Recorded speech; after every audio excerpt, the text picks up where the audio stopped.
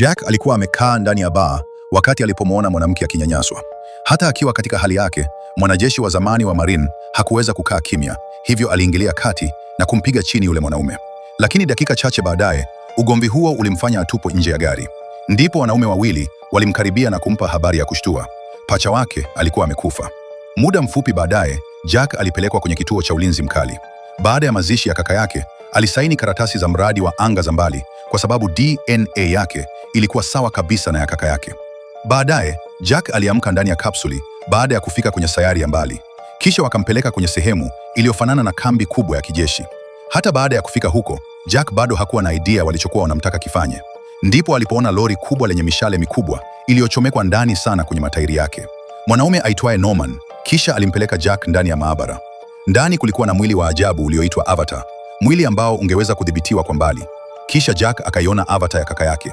Sasa ilikuwa yake. Wakamweka Jack kwenye mashine maalumu iliyoundwa kuunganisha mwili wake halisi na Avatar. Sekunde ile mfumo ulipoanza kufanya kazi, Jack alifungua macho yake ndani ya mwili huo mpya.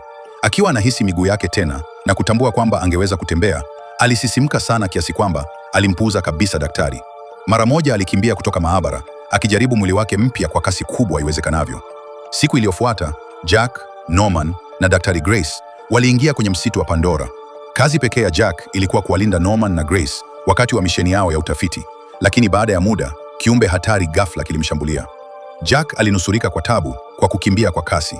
Alijificha kati ya mizizi ya mti mkubwa, akijaribu kuokoa maisha yake, lakini kile kiumbe hakikuwa tayari kuacha. Kilivunja sehemu yake ya kujifichia. Jack alijaribu kukimbia tena, lakini akajikwaa na kuanguka chini. Mnyama huyo alimshika begi lake. Jack aliweza kujinasua kwa tabu kwa kuachia begi hilo, kisha akaanza kukimbia tena. Mwishowe, aliruka kutoka kwenye jabali na kuangukia ndani ya mto uliokuwa chini. Alinusurika, lakini sasa alikuwa ametenganishwa kabisa na Grace na Norman.